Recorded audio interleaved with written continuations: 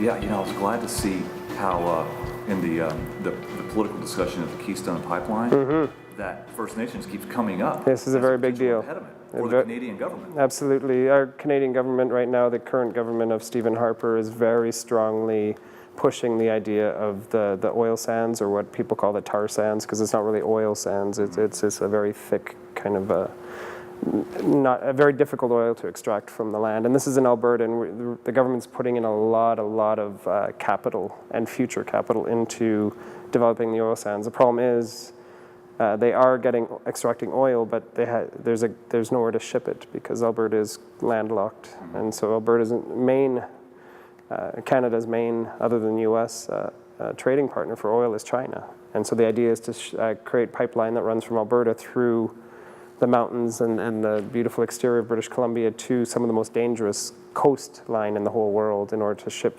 super tankers out. And so you can understand why not just First Nations people, but a lot of Canadians are very concerned about this idea of there's been 3 oil spills in the last week in the U.S. and 3 more in Canada. And so this is an ongoing issue with Native people in Canada is not only crossing our land with these pipelines, but you're not really telling us if there is a disaster or even a relatively minor leak. How are we going to deal with this? Right. First Nations are kind of really pushing to be included economically into the picture. Similar to the United States, a lot of reserves, which are called reservations, are subsistence living.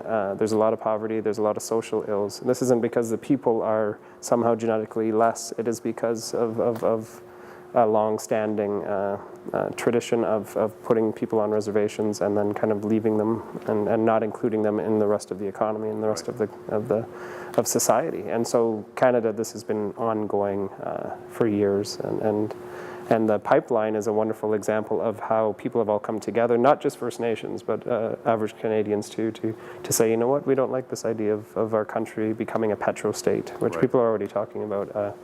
We understand that we need oil and gas, and we understand that we need exporting and importing, but let's think a little bit more beyond that. Let's think to greener energy. And First Nations are in the forefront of this drive for Canadians to reconsider how we're basing our economy, our future economy.